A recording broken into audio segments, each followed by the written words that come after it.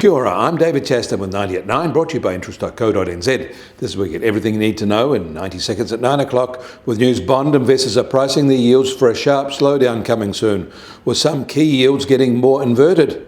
Attention is shifting to what the US Fed will announce on Thursday. But first up, Japan reported June CPI inflation at the end of last week, with their headline rate now 2.4%. It's down fractionally from 2.5% in May, but still above the Bank of Japan's target of 2%. It's been above that target for 3 consecutive months now, and it's been 7 years since they've had any inflation like this, although that was because of a GST hike. Including that, it's been 32 years.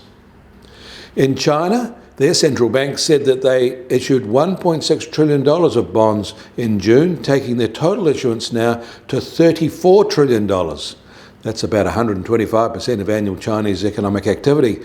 And just for this official debt, much of this new issuance will be just to keep the lights on rather than investing for future gains.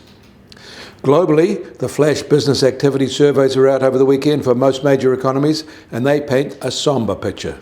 The American one reported a contraction in July, all due to the services sector. The factory sector is still expanding at the same rate as June, but the service sector took an unexpectedly big retreat.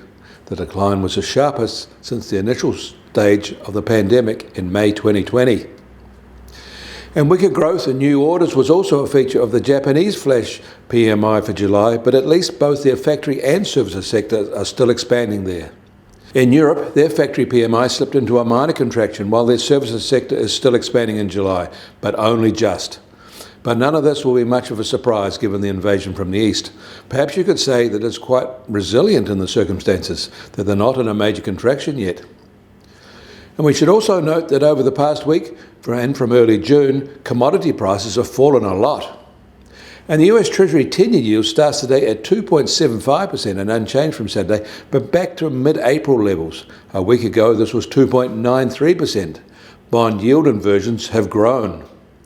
And the price of gold will open today at $1,727 an ounce in New York, which is up $3 from this time on Saturday, and also up $16 from this time last week.